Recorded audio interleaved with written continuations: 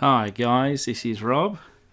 Welcome back for another Matchbox Garage video, where today I attempt to take this beach buggy from shabby to shiny.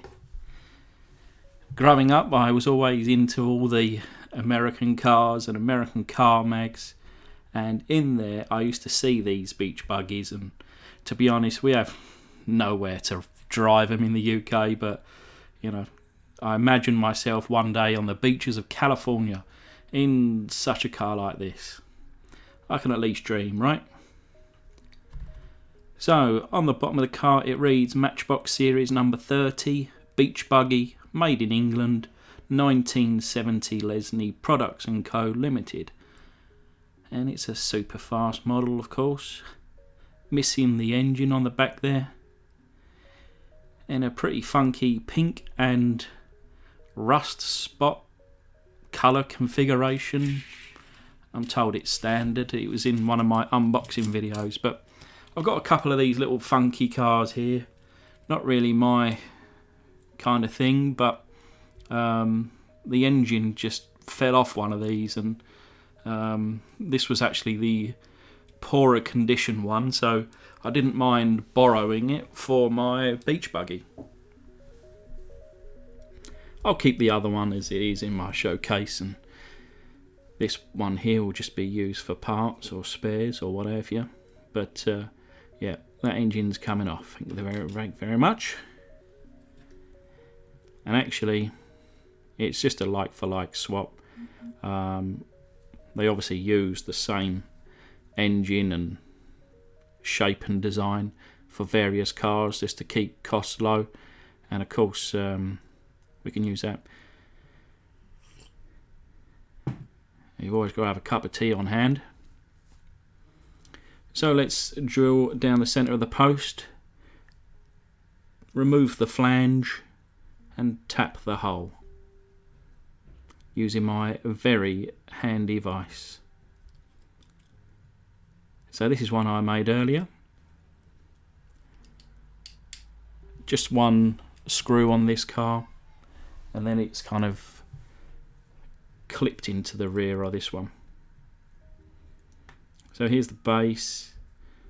The clip on the bottom is damaged somewhat. The suspension part of it.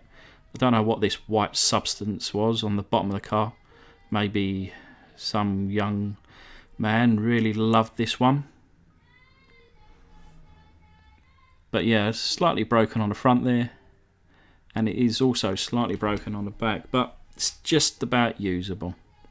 So the interior has kind of very simple front and rear seats, steering wheel of course, and then built into the side of these, what I imagine is fuel tanks, I think. And then again, having previously drilled this out, now the windscreen just pops off. In good condition, no cracks, no real deep scratches, just a simple clean up and dip into the floor polish. But let's get on to removing the paint from the casting. So the casting there is in a glass jar. We've just covered enough with some boiling water, and then I'll put in a couple of teaspoons of the caustic soda. You'll notice I'm wearing gloves. Certainly do that if you're going to do this yourself. It's like a little science experiment, but it is very dangerous, and I've had a couple of incidences already. This is actually a smaller jar. I was using a larger jar which blew out on me. I will get another jar, and a few other people have mentioned as well getting some funnels so I don't drop any of this caustic soda, which is another good idea. I do read and take on board all of your ideas and suggestions, so please do continue those in the comment section.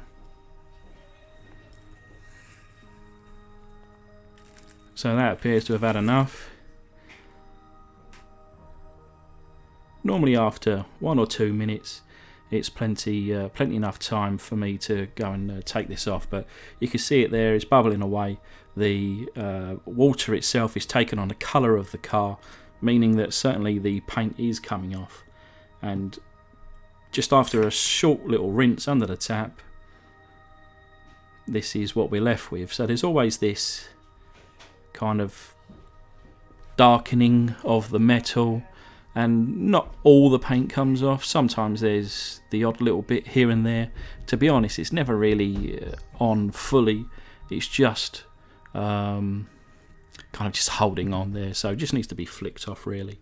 But what I do is go over it with the wire wheel on my fake Dremel, and then with a bit of wire wool as well, and it comes up looking good as new. I've not once had any issues using this method, so I shall continue to do so, although I would consider more safe or practical options going forward. I'm certainly all ears. So using the Tamiya Fine Primer, as I always do, straight from the can, and just a single thick coat over the whole car, and this stuff should be in your top 10 items for restoring die-cast cars.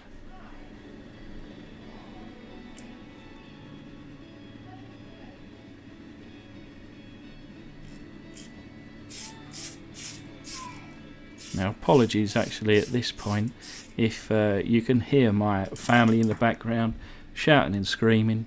I just wanted to finish off this video before I went out for the evening, and my wife and children are just getting ready, so they're doing their thing whilst I'm doing mine. But after the actual casting itself, I figured let's change it up for the interior. The bright yellow is not going to work with the colour that I've picked. This is a custom, it's not a restoration. I think going forward, probably all of my cars are going to be customs to a certain extent. Some I may go with original colours, but I can't kind of stop myself with putting in little details like headlights, brake lights, indicators, you know, that kind of thing. So I'm never going to do a true restoration. You know, customs, resto customs, whatever you want to call them, I don't mind. So we're going to go with gold for this beach buggy. I don't know why, I just fancied something a little bit different. I've been using these Vallejo's paints. This is a metallic, the first metallic Vallejo that I have tried to use, straight from the bottle.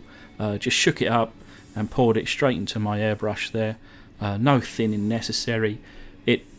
It's not the easiest to, well, I say it's not the easiest to work with. It is relatively easy. It doesn't come out as heavy as the Tamiya paints that I'm used to that are thinned. This comes out a lot lighter, and probably because of that gives eventually a better coat.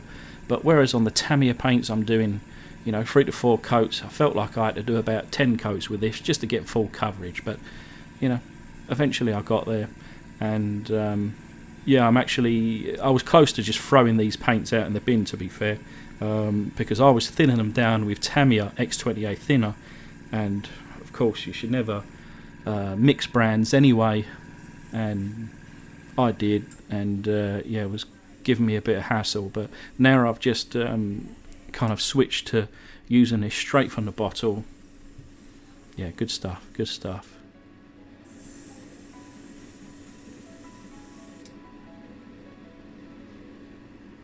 So you can see there, almost barely, but it's going on. Like I say, it just takes a lot longer with this paint, but eventually I get great coverage. And this is after a while, as you can see, and it looks gorgeous. It just absolute perfect.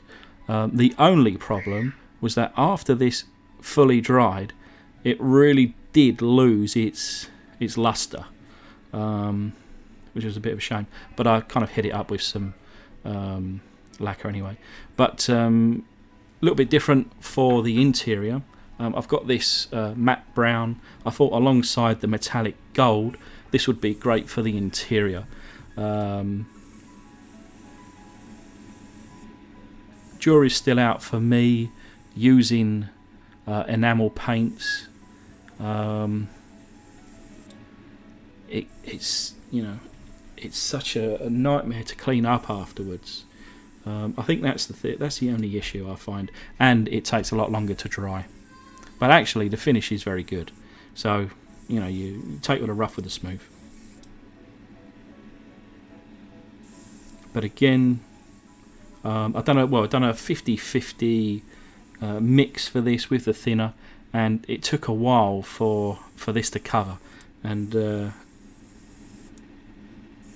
I also felt that at this point, because of the paint, it doesn't necessarily come direct out of the end of my airbrush. It kind of goes off at an angle, so I have to find that angle and then eventually go over it.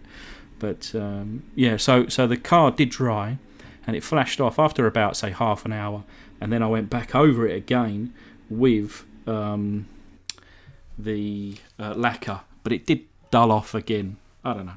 I've left it as it is now, so I'm happy with it. But I'm doing a bit of doing a wheel swap for this one. Radded my lad's kind of car box and borrowed a couple of cars here. So this was from the Hot Wheels initially, but these wheels are too big. And the slightly smaller wheels here from the Corgi were just right, but they were, the kind of axles weren't long enough. But I thought, well, if I just cut off that little tab, if that's what it's called, in the inside of the wheel there, then I'll be able to get it to fit. And then even after that, I had to also trim down the suspension part here, again, just to make these wheels fit. So that's, whilst that's flush, I'm going to polish up the base. And whilst polishing up the base, would you believe it, I snapped it. I have no idea. Obviously, it's very weak. It's very old. Just, I nearly threw it out the window at this point. But, I should persist and move on. So I super glued it back together. But whilst that was drying off, dip the glass there into my Pledge floor polish. Thanks again to the viewer that suggested just to decanter it into a jar so I don't spill any. But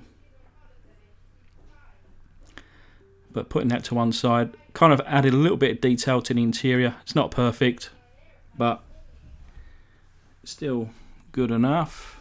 And this is the finish. This is me after doing the lacquer too, so it kind of dulled off. It actually looks probably more dull in the camera than what it does in real life, but you'll have to just take my word for that. So the glass just goes back in and it just pops back in. It doesn't need any glue or anything additional there. It just snaps back in. And we'll put the interior back into place. Whoops.